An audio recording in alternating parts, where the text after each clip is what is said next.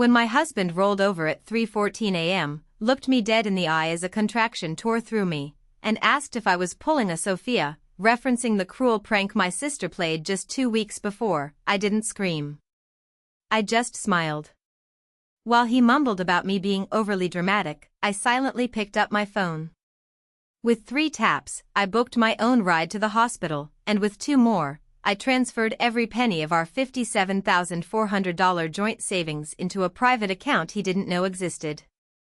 He rolled back over, completely oblivious, not knowing my final text wasn't to my mother, but to my lawyer with a single word: execute. You won't believe the justice that was waiting for them both when the sun came up. The first pain is not a scream. It's a low, deep clenching, a fist tightening around my spine.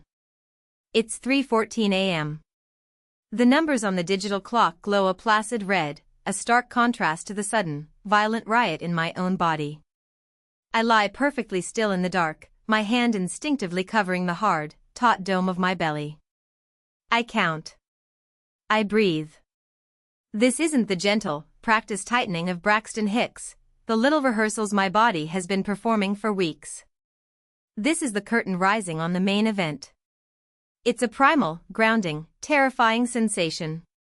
The pain recedes as slowly as it arrived, leaving a phantom ache in its wake, a promise of its return.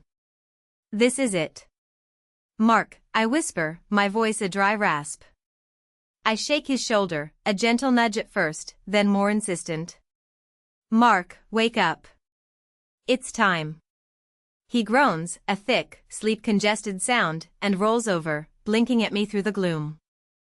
His face, usually so open and kind, is clouded with confusion. Wha? Clara? What's wrong?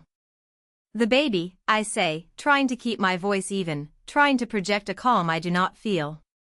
Another wave is building, a distant tremor growing into an earthquake. It's time. It's really happening. He sits up, rubbing his eyes, and a frown creases his forehead. The look he gives me is not one of alarm, or excitement, or even concern. It's skepticism. A weary, knowing skepticism that feels like a slap. Are you sure, honey? He asks, his voice laced with an infuriating note of indulgence, as if speaking to a child. Are you pulling a Sophia on me? Pulling a Sophia. The phrase lands like a shard of ice in my chest, stealing the air from my lungs. It's a reference, a private joke that is suddenly, horribly public. It transports me back 2 weeks, to a sun-drenched afternoon that now feels like a scene from someone else's life. The baby shower had been perfect, or as perfect as an event you plan and pay for yourself can be. Our living room was a sea of pastel pinks and blues, a concession to our decision to keep the gender a surprise. I'd spent a week hand-making the decorations, tiny paper elephants strung on silk ribbon. I'd baked a 3-tiered lemon and lavender cake, the scent of which still clung to the curtains. My mother, Diana, had shown up 30 minutes late with a flimsy excuse about traffic, and my younger sister, Sophia, had arrived an hour after that, making a grand entrance that drew all the attention, as usual. I didn't mind. Or rather, I told myself I didn't. I was used to being the stable one, the planner, the quiet scaffolding that allowed the rest of my family to live their more dramatic, interesting lives. I was the one who remembered birthdays, who brokered peace after my mother and sister had one of their spectacular blow-ups, who co-signed the lease on Sophia's first apartment when her credit was a disaster. I did it because that was my role. The responsible older sister. The good daughter. And now, the serene, capable mother-to-be. I rested a hand on the swell of my belly, a genuine, uncomplicated smile on my face as I watched my family and friends celebrate the new life I was bringing into the world. My world. Mark's world. Our world.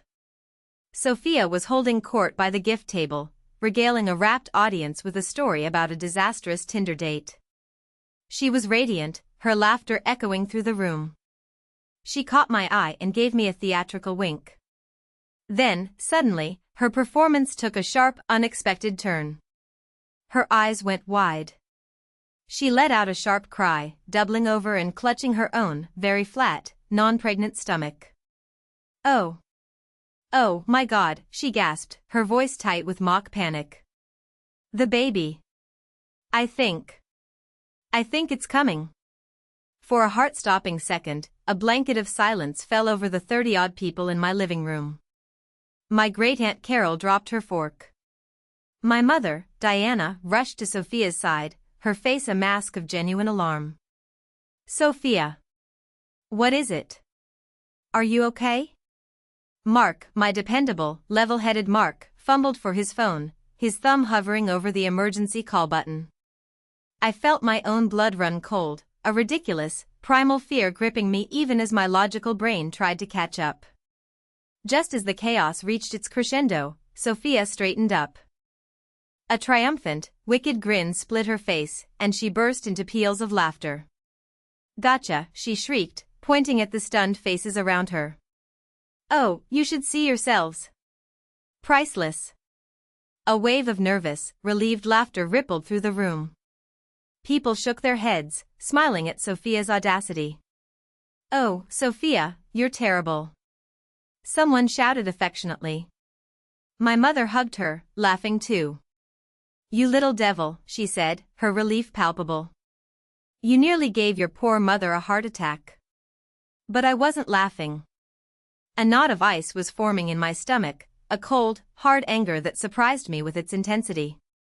I looked at Mark, who was sheepishly putting his phone away, a faint, annoyed blush on his cheeks. He caught my gaze and shrugged, a silent asterisk. What can you do? Asterisk that felt like a betrayal. That's not funny, Sophia, I said. My voice was quiet, but it cut through the lingering chuckles. The room fell silent again. Sophia turned to me, her smile faltering for a fraction of a second before being replaced by a look of playful exasperation. She waved a dismissive hand. Oh, lighten up, sis. It was just a joke. A little performance art to liven things up. I'm 9 months pregnant, I said, my voice trembling slightly. My blood pressure is already high. That wasn't a joke. It was cruel. My mother stepped between us, placing a placating hand on my arm. Clara, don't be so sensitive. She didn't mean any harm. You know how she is. Asterisk, you know how she is. Asterisk, the family motto. The universal excuse for Sophia's casual selfishness, her emotional recklessness. I looked at my sister, who was already turning away, grabbing a glass of champagne, the center of attention once more. And in that moment, surrounded by friends and family, I had never felt more alone. The perfect party felt tainted, the lemon and lavender cake suddenly cloying in my throat. Now, back in the pre-dawn darkness of my bedroom, another contraction seizes me, far stronger this time. It rips a gasp from my throat. It's a raw, animal sound that finally seems to penetrate Mark's skepticism. No, Mark. This is real. I insist, my voice rising with a mix of pain and panic. I grip his arm, my nails digging into his skin. This isn't a joke. Please. Believe me. The fog of sleep finally clears from his eyes, replaced by a dawning horror. He sees the sweat on my forehead, the genuine agony in my expression. Okay, he says, his voice now tight with his own fear. Okay. I'm sorry. I'll call your mom. She'll know what to do. He scrambles out of bed, his hands shaking as he grabs his phone from the nightstand. I listen, my heart pounding a frantic rhythm against my ribs, as the call connects. I can hear the tinny, irritated squawk of my mother's voice through the receiver, even from across the room. Diana? It's Mark. Sorry to wake you, but it's happening. Clara's in labor. There's a pause. I hold my breath. I can picture her in her silk pajamas, annoyed at being woken up, rolling her eyes in the dark. Oh, for heaven's sake, Mark, her voice crackles, dripping with condescension. Tell Clara this isn't funny. Sophia already played that trick. It was cute once, but this is just desperate. I'm not falling for it again. Tell her to go to sleep. And then, the sound. A small, sharp, definitive click. She hung up. My own mother, the woman who was supposed to be my first call, my rock, had dismissed my agony as a pathetic bid for attention and hung up the phone. Tears of disbelief and betrayal streamed down my face, hot against my cold skin. She hung up on me, I whisper. The words feel alien in my mouth. Mark's face is a mask of horror and disbelief. I don't understand. She can't. He shakes his head, running a hand through his hair. Okay. I'll call Sophia. Sophia will convince her. She has to. His hands are trembling so badly he can barely dial the number. The phone rings twice before Sophia picks up, her voice thick with sleep. Hello? Sophia, it's Mark. You need to talk to your mom. Clara's in labor, for real this time, and your mom won't believe me. She hung up. There's a beat of silence. And then, a sound that will be seared into my memory for the rest of my life. Laughter. Not a giggle, but a full, throaty laugh, cold and clear and utterly devoid of warmth. Wow, Sophia says, her voice laced with amusement. She's really committing to the bit, huh? I'm almost impressed. Tell her she almost got me. Good night, Mark. Asterisk click. The second hang-up is more devastating than the first. It's a confirmation. A verdict. They had discussed it. They had decided, together, that I was a liar. That my pain was a performance. That my child, their grandchild, their nephew, was nothing more than a prop in a play they refused to watch. We are alone. The realization hits me with the force of a physical blow, more painful than the contraction that is now peaking, tearing through me with brutal force. A sob escapes my lips, a ragged, hopeless sound. You heard me screaming for you on the phone. Mark told me he held it out for you to hear, and you laughed. I didn't laugh, my mother protested weakly. Sophia did. And you hung up, I said, the memory a fresh stab of betrayal. You heard your daughter, in labor, screaming, and you decided it was an inconvenience. You hung up on me. Sophia finally found her voice, a broken, desperate thing. Clara, I am so sorry. It was a stupid, horrible prank. But you did, I said, my voice still flat, still empty. It was a strange feeling, this utter lack of emotional energy. The well was dry. You did it for the attention. You always do. And this time, it almost cost me my son. The doctors said the stress, the delay, it caused complications. His heart rate kept dropping. Did Mark tell you that part? I watched the color drain from their faces, the last vestiges of self-defense crumbling into raw horror. Good. Let them see it. Let them feel a fraction of the terror that had been my world for hours. We need to rest, I said, turning my face away from them, back to the only thing that mattered. Mark, please. It was a dismissal. Cold and absolute. Mark hesitated for a second, his gaze flicking between me and his in-laws, the ingrained habit of peacemaking at war with his new protective instinct. He saw the set of my jaw, the finality in my eyes, and he nodded. I think it's best if you go, he said to them, his voice firm. He walked them to the door. I didn't watch them leave. I listened. I heard my mother's muffled sob, Sophia's whispered, "We'll come back tomorrow," and then the soft, familiar whoosh of the door closing. This time, it didn't seal me in. It sealed them out. The first few days at home were a blur of diapers, sleeplessness, and a fierce, primal love that eclipsed everything else. Our small apartment, once just a place we lived, had transformed into a sanctuary, a fortress. The world outside ceased to exist. There was only the rhythm of Leo's needs, feeding, sleeping, crying, breathing. Mark was my partner in all of it, a constant, reassuring presence. He changed diapers at 3 a.m., made me toast when I forgot to eat, and held me when the postpartum hormones sent me into weeping fits for no reason at all. But the outside world couldn't be kept at bay forever. It began with the text messages. Dozens of them, from my mother and Sophia, pinging Mark's phone because I refused to look at mine.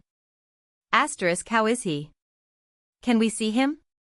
We've bought him a gift. We miss you. Please, Clara, talk to us. They're trying, Clara, Mark said gently one afternoon as he rocked a fussy Leo. He looked exhausted, the dark circles under his eyes matching my own. My mom wants to come over, too. People want to see the baby. Your mom can come over anytime, I said immediately, sorting through a pile of tiny onesies. She can come over right now. I'll make tea. And your mom? And Sophia, he pressed, his voice careful. I stopped sorting. I felt the familiar knot of ice form in my stomach. No, not ever? Not yet. I looked at him, my eyes pleading for him to understand. Mark, I can't. I close my eyes and I'm back in that car, in agony, and all I can hear is Sophia laughing. I can't pretend that's okay. I can't just smile and let them hold my baby and act like nothing happened. It's not fair to me. It's not fair to Leo. He sighed, his shoulders slumping. I know. You're right. It's just hard. They call me every day. Then tell them to stop, I said, my voice sharper than I intended. Tell them their choices have consequences. This is the consequence. He didn't bring it up again, but the tension remained, a silent guest in our home. 2 days later, the doorbell rang. Mark was in the shower, and I was nursing Leo on the couch, lost in the quiet contentment of the moment. I assumed it was a package. I shifted Leo into the crook of one arm, pulled my robe tighter, and opened the door. My mother and Sophia stood on the welcome mat, their arms laden with glossy bags from expensive baby boutiques.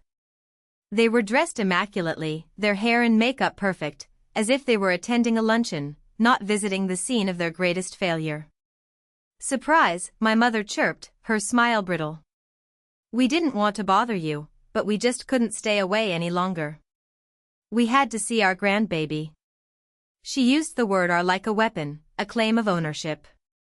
Sophia stood behind her, looking miserable, clutching a giant, plush giraffe that was bigger than my son. For a moment, I was speechless, frozen by the audacity of it. They had ignored my explicit wishes, my need for space, and had shown up on my doorstep, expecting their material offerings to pave the way for forgiveness. You should have called, I said, my voice dangerously quiet. I didn't move from the doorway. Oh, we didn't want to wake you if you were sleeping, my mother said, waving a dismissive hand. It was the exact same gesture Sophia had used after her prank. A family tick of invalidation. Can we come in? These are heavy. I wanted to slam the door in their faces. I wanted to scream at them to leave. But I saw the hope in their eyes, however misguided, and the exhaustion in my own reflection in the hallway mirror. I didn't have the energy for a fight on my front step. I stepped back, a silent, grudging admission. They swept into the living room, cooing over Leo. Oh, he's so beautiful, Clara. He has your eyes, my mother said, reaching out to touch his head. I instinctively pulled him closer. She noticed. Her hand dropped. An awkward silence fell. Sophia placed the giant giraffe in a corner, where it stared at us with vacant glass eyes. We are so sorry, Sophia said, her voice trembling again. There isn't a minute that goes by that I don't hate myself for what I did. I was jealous, Clara. I've always been jealous. It was the first flicker of something real, something beyond a simple apology. Jealous? Of what? My difficult pregnancy? My stable marriage? You're the one who has it all together, she continued, as if reading my mind. The good job, the perfect husband, and now this perfect baby. I just wanted. I don't know. For the attention to be on me for a second. It was a monstrous thing to do. My mother rushed to her defense. Oh, don't be so hard on yourself, sweetie. You've always been the dramatic one. It's just your way. Clara knows that. She looked at me, an appeal in her eyes. Asterisk, just let it go. Forgive her. It's easier. And that's when it clicked. A memory, buried under years of placating and peacekeeping, surfaced with stunning, painful clarity. I was 12. I had saved up for months to go on a school trip to a science observatory 3 hours away. I had a new telescope. I had packed my bag a week in advance. The night before we were supposed to leave, Sophia, then 10, had thrown herself down the last 2 steps of the staircase, wailing that her ankle was broken. My parents had rushed her to the emergency room, spending all night there. The diagnosis? A mild sprain. By the time they got home, the bus for my trip was long gone. I was devastated. When I cried, my mother had hugged me and said, "Oh, honey, don't be upset. You know how your sister is. She's always been the dramatic one." Sophia never even apologized. My profound disappointment was dismissed as less important than her fleeting need for drama. It wasn't a one-time prank. It was a lifelong pattern, enabled and excused. I was the supporting actress in the long-running Sophia show, and my mother was the executive producer. "I need you to leave," I said, my voice shaking with a decade of suppressed anger. "What?" My mother looked stunned. "But we just got here. We haven't even held him." "You're not going to hold him today," I said, standing up. Leo, sensing my agitation, began to fuss. "You think this is about one joke, one prank? It's not. It's about my entire life. It's about every time her drama was more important than my reality. It's about you." I looked at my mother, telling me it was my job to understand, to forgive, to make it better. "I'm done. My job now is him." I gestured with my chin towards the whimpering bundle in my arms. "And you are not a safe place for either of us right now." The truth of the words hung in the air, brutal and undeniable. Sophia was openly sobbing now, not the performative tears from before, but the ragged, ugly cries of someone who has been truly seen and found wanting. My mother just stared, her face white with shock, as if I'd spoken in a foreign language. Mark came out of the bedroom, dressed, a towel around his neck. He took in the scene in an instant, me, rigid with anger, the baby crying, my mother and sister looking shattered. He didn't say a word. He just came to my side, put a hand on my back, and stood with me. A silent, unshakable wall of support. "Please go," he said to them, his voice low and final. This time, I watched them leave. I watched them gather their ridiculous, empty gifts and walk out the door, their perfect facades completely destroyed. When the door closed, I collapsed against Mark, the tears finally coming. Not tears of sadness, but of rage. Weeks bled into a month. A new, fragile routine took hold. My mother and Sophia kept their distance, their communication relegated to stilted, one-sentence texts to Mark. Asterisk, hope you are all well. Asterisk, we were navigating the minefield of new parenthood, and in a way, the enforced isolation was a blessing. It bonded the three of us, Amy, Mark, and Leo, into an unbreakable unit. The subject of the christening came up on a quiet Tuesday night. Leo was asleep in his bassinet, making soft, snuffly sounds. Mark and I were sharing a pizza on the floor, too tired for the table. "I was thinking," Mark began carefully, "we should probably plan Leo's christening. My parents have been asking." I tensed. "Okay. And, well, traditionally," he trailed off, not wanting to say it. "Sophia is supposed to be the godmother," I finished for him. We had asked her a year ago, on the day we announced my pregnancy. She had squealed with delight, thrilled to be given such an important role. Another starring part. "We don't have to," he said quickly. "We can ask my sister. Or your cousin, maybe." It's your call. Completely. I looked at my sleeping son. A godmother. A person who would promise to guide him, protect him, be a moral compass for him throughout his life. A person he could trust implicitly. Could Sophia be that person? Could my mother, the godmother's own mother, be a positive presence at that ceremony, a symbol of family and faith? The answer was a resounding, painful no. Trust wasn't a switch you could flip back on. It was a structure that had been demolished, and the ground was still littered with rubble. You couldn't build a church on unstable foundations. I need to talk to them, I said, the decision solidifying in my mind. Both of them. Together. I called my mother the next day and told her to come over that evening, and to bring Sophia. Her voice was wary, but she agreed immediately. They arrived at 7 o'clock sharp, looking nervous and subdued. They didn't bring gifts this time. I had Mark take Leo into the bedroom and put on some white noise, so he wouldn't be disturbed. I didn't want him in the room for this. I made them tea, the familiar ritual feeling strange and formal. We sat in the living room, the giant giraffe still staring from the corner, a monument to their miscalculation. Thank you for coming, I started, my hands wrapped around my mug for warmth. I wanted to talk to you both because Mark and I are planning Leo's christening. I saw a flicker of hope in my mother's eyes. Sophia just stared at her lap. Before I became a mother, I continued, my voice steady, I was a daughter and a sister. And in those roles, I learned to be quiet. I learned to absorb things. To forgive easily because it was expected. I learned that my feelings were often secondary to a good story. To keeping the peace. I looked at Sophia. You have hurt me many times, Sophia. But I always forgave you because you're my sister. And because Mom told me to. I shifted my gaze to my mother. You taught me that my role was to be the stable one, the one who smoothed things over after Sophia's latest drama. You never taught her that her actions have consequences. That's not fair, Clara, my mother began, her voice trembling. Isn't it?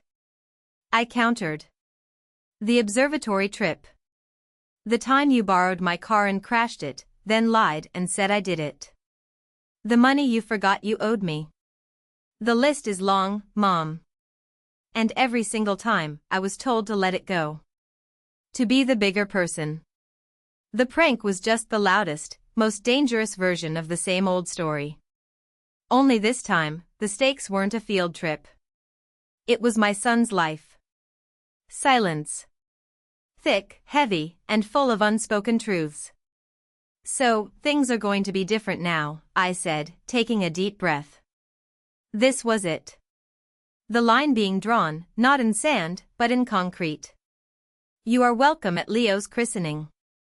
As guests. But Sophia, you will not be his godmother. I can't, in good conscience, ask someone to be a spiritual guide for my son when I don't trust them. And Mom, you will not be hosting the party afterwards. Mark's parents will. My mother gasped, her hand flying to her chest. This was, to her, the ultimate insult. A public demotion from her matriarchal role. Clara, you can't do this. This is a family affair. What will people think? I have spent my entire life worrying about what other people think, I said, my voice rising with a strength I never knew I possessed. I have spent my life shrinking myself to make room for the two of you. And I am done. My concern is no longer about what people think. My concern is about what my son learns. I want him to learn that love doesn't mean being a doormat. I want him to learn that trust is earned, and that apologies without change are just manipulation. I want him to know that his mother is strong enough to protect him, even if it means protecting him from her own family. Sophia finally looked up, her face a mess of tears and dawning understanding. For the first time, I think she saw the full scope of the damage, the years of accumulated wounds that she had inflicted, carelessly, thoughtlessly. I understand, she whispered, the words barely audible. But my mother was not there yet. This is cruel, Clara. After everything we've been through, to punish us like this, you're tearing this family apart. No, I said, standing up, the meeting over. You're wrong. The family you're talking about, the one where I was the silent fixer and the forgiver of all sins, was torn apart 2 months ago in a hospital parking lot. This, I gestured around the quiet apartment, to the closed bedroom door where my son was sleeping, is me building a new one. And the first rule of this family is that we tell the truth. And the truth is, I don't trust you. Not yet. Maybe not ever. You'll have to earn it back. I walked them to the door and opened it. The cool night air rushed in, a welcome balm. They stood on the threshold, 2 women I had loved unconditionally my whole life, now looking like strangers. They walked out into the hallway, and I closed the door, the click of the lock echoing the final, definitive sound of a chapter ending and a new, uncertain one beginning. The silence in the apartment was a living thing. For 2 months, it had been my companion, a stark contrast to the chaotic noise that had defined my life before Leo's birth. It wasn't an empty silence, but a peaceful one, filled with the soft gurgles of my son sleeping in his bassinet, the gentle hum of the refrigerator, the quiet rustle of Mark turning a page in his book. This was the sound of safety. This was the sound of the new family I was building, brick by painful brick. Mark had become my rock in a way I'd never known he could be. The crisis had burned away the passive observer in him, leaving a fierce and gentle protector in its place. He'd seen the abyss we'd almost fallen into, and it had changed him. He anticipated my needs, held me when the phantom pains of betrayal surfaced in the dead of night, and looked at our son with a reverence that mirrored my own. We were a unit, a tiny, self-contained island. There had been attempts to breach the walls. A flood of text messages in the first week, oscillating between tearful apologies and accusations of cruelty. Then came the voicemails, my mother's voice tight with a forced, cheerful normality, pretending nothing was wrong, asking when she could pop over to see her grandbaby. Sophia's were different, hesitant, broken whispers that simply said, "I'm sorry, Clara. I'm just so sorry," over and over again. I listened to them once, then deleted them. Words were wind. I was waiting for action, for evidence of change, and so far, there had been none. The 3rd month brought a new challenge, Leo's christening. It was important to Mark's family, and to a part of me I thought I had buried. A desire for tradition, for a formal welcome for my son into the world, surrounded by love. "We have to decide about the invitations," Mark said one evening, his voice gentle. He was sitting on the floor, assembling a brightly colored baby Jim while I nursed Leo on the sofa. "They're already sent," I said, not looking at him. "Your parents, your sister, a few of our close friends." He stopped fiddling with a plastic giraffe and looked up at me, his expression unreadable. "Okay." I finally met his gaze. "You think I'm wrong?" "No," he said, shaking his head firmly. "I will support you in whatever you decide. 100%. I just want to make sure you're okay with it. This is a big step. It's drawing a very public line." "The line was drawn for me in a hospital parking lot," I said, my voice harder than I intended.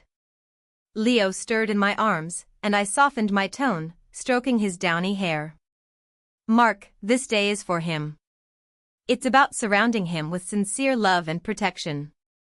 How can I stand up in a church and make promises about his spiritual well-being, and then turn around and have a party with 2 people who, when I was in the most vulnerable moment of my life, laughed at my pain? Who left me to potentially die? What kind of blessing is that?" "It's no blessing at all," he said quietly, his eyes full of a sad understanding. "You're right. It's the right decision."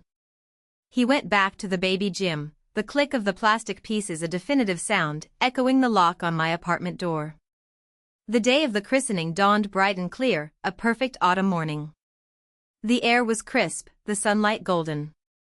I had just finished getting Leo into his long, white gown, a delicate heirloom from Mark's family, when the buzzer rang.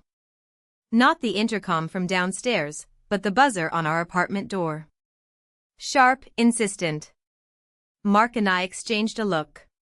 Our guests were meant to meet us at the church. He put a hand on my shoulder. I'll get it.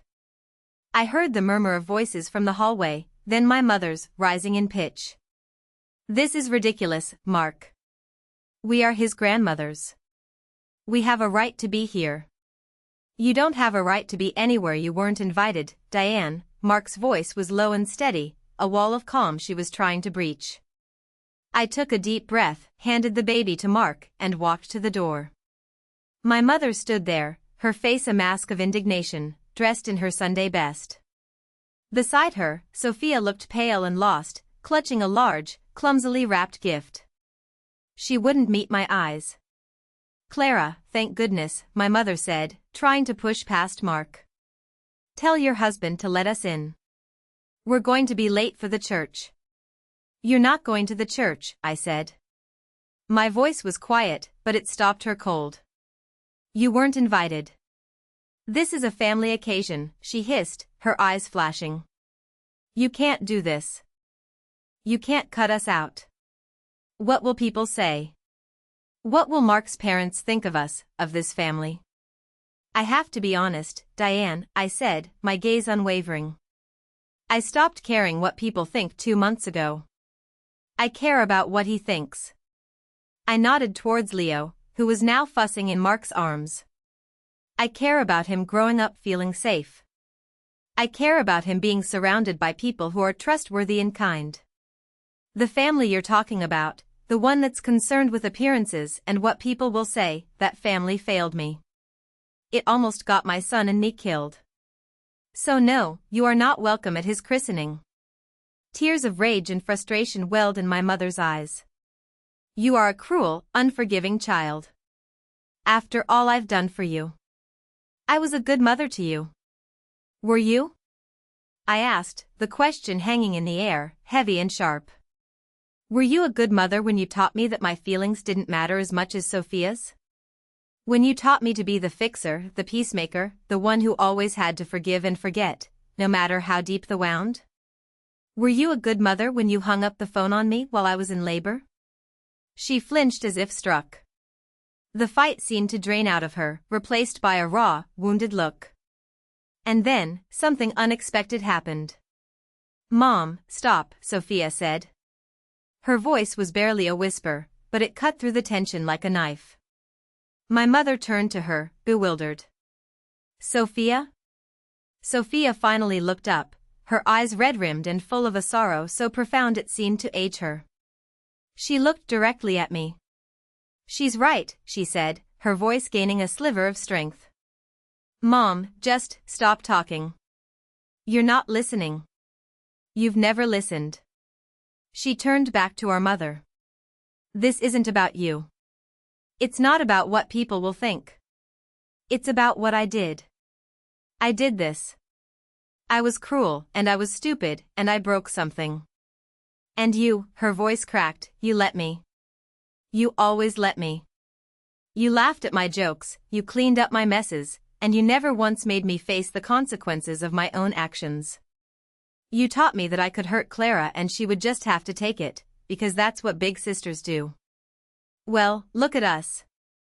Look what that got us. She took a shaky breath, the gift in her hands trembling. Clara is right. She doesn't trust us. Why should she?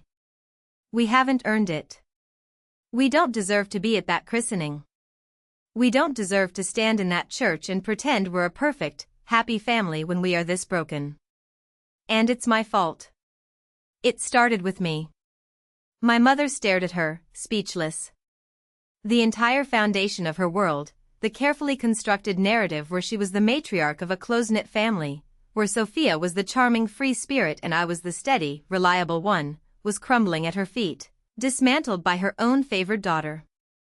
I watched them, my heart a painful knot in my chest. For years, I had dreamed of this moment, of Sophia seeing, truly seeing, the dynamic between us. Of someone else finally saying the words I had swallowed for a lifetime. But there was no triumph in it, only a vast, hollow sadness for all the years we had lost, for the relationship we could have had. Sophia took a step forward, not towards me, but towards the small table in our entryway. She gently placed the gift down. "This is for Leo," she said, her voice thick with unshed tears. I opened a savings account for him. There's not much in it. But I'm going to put money in it every month. For his college, or a car, or whatever he wants. I want to do something good for him. Consistently. For a long time. It was the first tangible gesture. The first piece of evidence. Not an apology, but an action. A promise. I looked from the gift to her face, and for the first time since the baby shower, I saw my sister again. Not the careless prankster, but the girl I had built forts with, the one whose hair I had braided, the one I had loved unconditionally before life had twisted us into these painful shapes. "Thank you, Sophia," I said, and the words were real. "That's a good start." I looked at my mother, who seemed to have shrunk in the hallway. The fight was gone, leaving only a bewildered, lonely woman. "The door isn't locked forever," I told her, my voice softer now. "But you can't force your way back in. This," I gestured between the three of us, "is going to take time. A lot of time. And a lot of work. And it has to start with you both understanding, really understanding, the truth of what happened." Sophia nodded, wiping a tear from her cheek. "I know," she whispered. I looked at Mark, who gave me a small, supportive nod. It was time. "We have to go," I said. I didn't close the door on them this time. I simply turned and walked back into my apartment, leaving them standing on the threshold. Mark followed, closing it gently behind him, the click of the latch soft, less like a final ending and more like a necessary pause. The christening was beautiful. The small church was filled with warm sunlight and the faces of people who loved us without complication. Holding my son, wrapped in his white gown, as the priest blessed him with water, I felt a profound sense of peace settle over me. This was right. This was pure. I looked at Mark, and he smiled, his eyes shining. We had done it. We had protected our son, and in doing so, we had protected ourselves. Later, at the small reception at a nearby restaurant, I sat by the window, rocking a sleeping Leo in my arms. My phone vibrated on the table. It was a text from an unknown number. *Clara, it's Sophia. I got a new phone. I didn't think you'd want me to have your number, so I asked Mark's sister for it. I hope that's okay. I just wanted to say that I've scheduled my first appointment with a therapist for Tuesday. I told her I need to learn how to be a better person. A better sister. I know it's just a first step. But I wanted you to know I was taking it. I stared at the message for a long time. It wasn't a plea for forgiveness. It wasn't a demand for a response. It was just information. A quiet, humble report of progress. It was the second brick in a long, new road. A small smile touched my lips, the first genuine, hopeful smile I had directed towards my sister in months. I didn't reply. It was too soon for that. But I saved the number in my phone. I saved it under her name. Outside, the autumn leaves drifted down from the trees, letting go of the branches that had held them all season. It wasn't a violent tearing, but a quiet release, making way for the stark, honest truth of the winter to come, and beyond that, the promise of a new spring. I held my son closer, breathing in his sweet, milky scent. The past was not forgotten, and the future was not guaranteed. But for the first time, I felt like we were all finally facing the same direction, even if we were walking on separate paths. And I knew, with a certainty that settled deep in my bones, that my own path was finally leading somewhere safe. Somewhere I could call home.